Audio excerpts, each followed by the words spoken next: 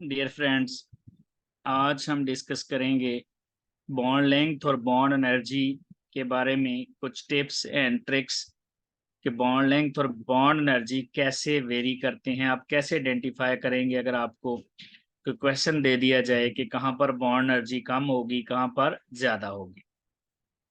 सबसे पहले तो इनको डिफाइन कर लेते हैं। बॉन्ड लेंथ क्या होती है?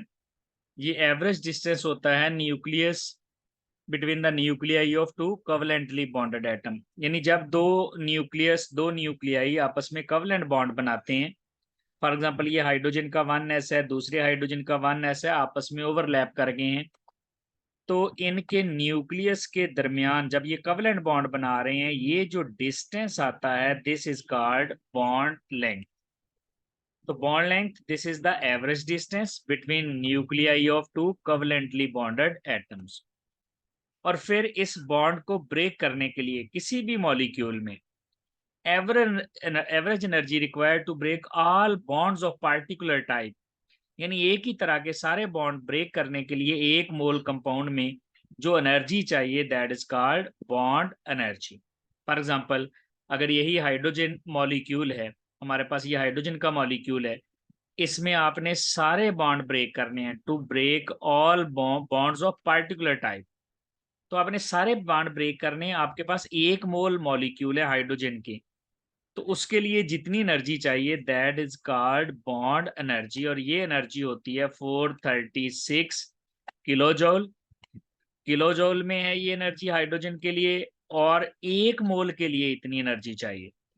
यानी अगर एक मोल मॉलिक्यूल के सारे बॉन्ड ब्रेक करने हैं, एक मोल हाइड्रोजन, एक ही बॉन्ड होता है हाइड्रोजन में H2 में, तो एक मोल में एवोगैड्रो नंबर ऑफ मॉलिक्यूल होंगे और एवोगैड्रो नंबर ऑफ बॉन्ड्स होंगे। उनको ब्रेक करने के लिए जितनी एनर्जी चाहिए that is called bond energy. अब बॉन्ड एनर्जी और बॉन्ड लेंथ के हम कुछ फैक्टर्स देखते हैं जो असल बात है।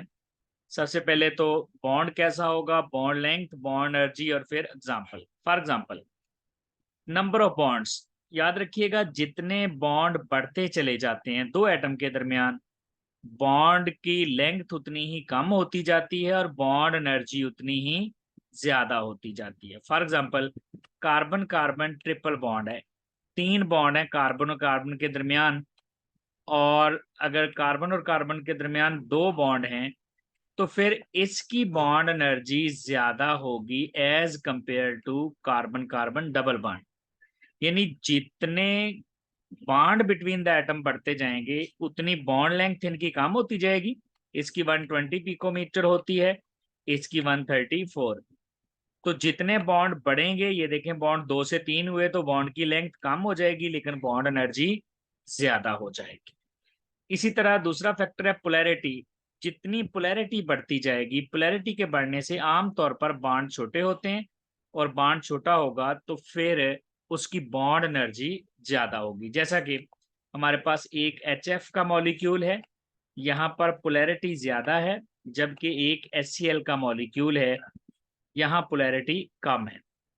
तो जो HF है, ये वाला बॉन्ड ब्रेक करना मुश्किल है।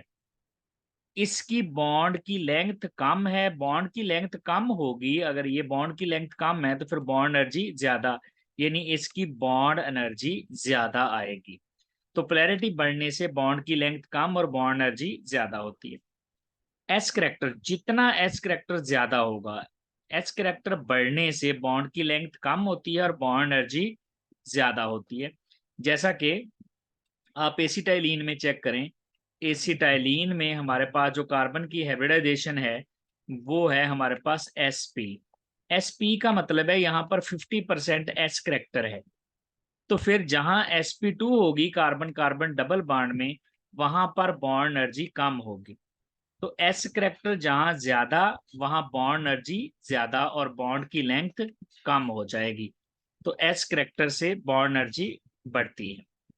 बॉन्ड ऑर्डर जितना बढ़ेगा, यानी ये बिल्कुल वैसे ही जैसे नंबर ऑफ बॉन्ड्स हैं, दो एटम के दरमियान जितने बॉन्ड होते हैं कवलेंट बॉन्ड, उसको बॉन्ड ऑर्डर कहते हैं। बॉन्ड ऑर्डर जितना ज्यादा होता है, बॉन्ड की लेंथ उतनी ही कम होती है और बॉन्ड एनर्जी उतनी ही ज्यादा होती है।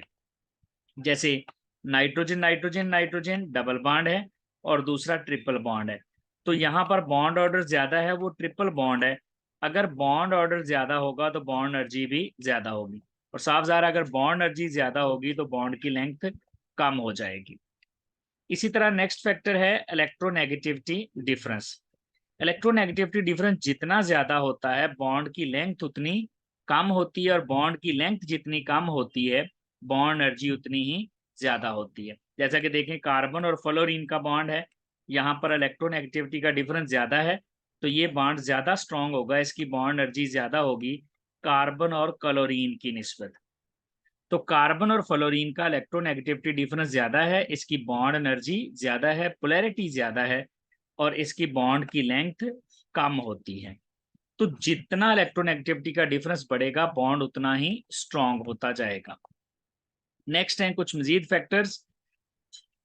नेक्स्ट है ओवरलैपिंग। जितनी ओवरलैपिंग ज्यादा होती है, ओवरलैपिंग ज्यादा होने से बॉन्ड की लेंथ कम होती है और बॉन्ड एनर्जी ज्यादा होती है। यानी greater the overlapping stronger the bond. बाद दफा ये स्मॉल साइज की वजह से, जैसे हाइड्रोजन हाइड्रोजन है, यहाँ एस और एस है, तो इनकी ओवरलैपिंग ज्यादा होगी, ये बॉन्ड ज्यादा स्ट्रांग होगा सी और सी से, क्योंकि इनका साइज बड़ा होता है। तो जहां ओवरलैपिंग ज्यादा, ग्रेटर दी ओवरलैपिंग स्ट्रॉन्गर दी बॉन्ड, उतनी बॉन्ड एनर्जी ज्यादा। Hybrid bond. हाइब्रिड बॉन्ड जो होते हैं वो जितने हाइब्रिडाइजेशन यानी हाइब्रिड बॉन्ड ज्यादा होंगे बॉन्ड एनर्जी भी बढ़ती जाएगी। हाइब्रिड बॉन्ड ज्यादा स्ट्रांग होते हैं अनहाइब्रिड से। ऐसे समझें कि सिग्मा बॉन्ड हाइब्रिड बॉन्ड है, पाई बॉन्ड अनहाइब्रिड बॉन्ड है, तो सिग्मा बॉन्ड इज स्ट्रॉन्गर। इसका मतलब है हाइब्रिड बॉन्ड की बॉन्ड लेंथ कम होती है और बॉन्ड एनर्जी इसकी ज्यादा होती है, ये बॉन्ड उतना ही ज्यादा स्ट्रांग होता है। Lone pair. बॉन्डेड एटम के ऊपर जितने ज्यादा लोन पेयर होंगे बॉन्ड की लेंथ उतनी ही ज्यादा होगी, और फिर बॉन्ड एनर्जी उतनी ही कम होगी। यानी अगर आप गौर करें फ्लोरीन फ्लोरीन, तो फ्लोरीन फ्लोरीन में हर फ्लोरीन पर 3-3 लोन पेयर हैं। रिजल्ट क्या निकलेगा, लोन पेयर इतने ज्यादा हो जाएंगे कि इनमें इलेक्ट्रॉनिक रिपल्शन बढ़ जाएंगी, बॉन्ड वीक हो जाएगा, इसकी बॉन्ड एनर्जी कम हो जाएगी।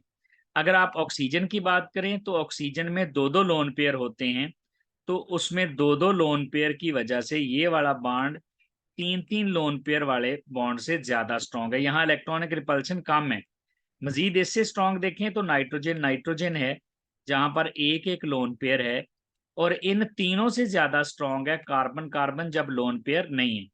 तो बॉन्डेड एटम पे जितने लोन पेयर ज्यादा आते हैं बॉन्ड लेंथ उतनी बढ़ जाती है और बॉन्ड एनर्जी उतनी ही कम हो जाती है।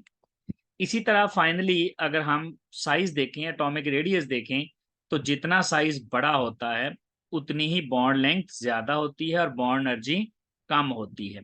जैसा कि जब हम पीरियड में मूव करते हैं तो अक्रॉस दी पीरियड जाते हुए साइज छोटे होते हैं। अगर साइज छोटे होंगे तो इसका मतलब है बॉन्ड एनर्जी बढ़ेगी, और बॉन्ड एनर्जी साइज छोटे होने से बॉन्ड एनर्जी बढ़ती है और बॉन्ड लेंथ कम हो जाती है। अगर ग्रुप में देखें, फॉर एग्जांपल कार्बन कार्बन है, कार्बन कार्बन साइज स्मॉल है लेकिन सिलिकॉन सिलिकॉन का साइज बड़ा है, तो इसका मतलब है कार्बन कार्बन बॉन्ड ज्यादा स्ट्रॉन्ग है as compare to silicon silicon bond, ये वाला बॉन्ड वीक होता है। तो साइज स्मॉल हो तो बॉन्ड एनर्जी ज्यादा होती है, साइज बड़ा हो तो बॉन्ड लेंथ ज्यादा होती है और बॉन्ड एनर्जी कम हो जाती है। इसकी एक्सेप्शन भी है फ्लोरीन फ्लोरीन और क्लोरीन क्लोरीन में। जो फ्लोरीन फ्लोरीन है इसमें चूंकि साइज छोटा होने की वजह से इलेक्ट्रॉन पेयर करीब आते हैं, इलेक्ट्रॉनिक रिपल्शन बढ़ जाती हैं, तो फ्लोरीन फ्लोरीन बॉन्ड की निस्बत क्लोरीन क्लोरीन बॉन्ड ज्यादा स्ट्रांग होता है।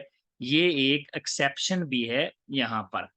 तो ये हैं डियर स्टूडेंट्स डिफरेंट फैक्टर जो बॉन्ड एनर्जी और बॉन्ड लेंथ को अफेक्ट करते हैं, ये याद रखिएगा।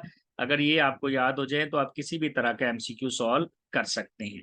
Thank you very much.